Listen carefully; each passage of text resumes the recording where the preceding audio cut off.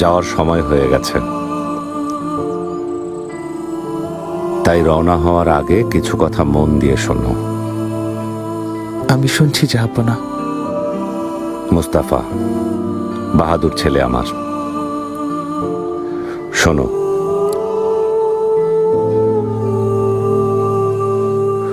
ঐশ্বর্যের চেয়ে দামি সম্পদ বুদ্ধিমত্তা, আর সবচেয়ে বড় দারিদ্র্য হচ্ছে মূর্খতা।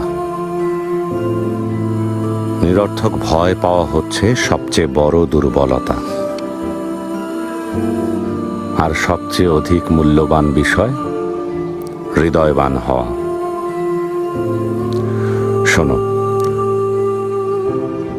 বোকার সাথে বন্ধুত্ব করতে যাবে না, সে তোমার উপকার করার চাইতে ক্ষতি করবে বেশি।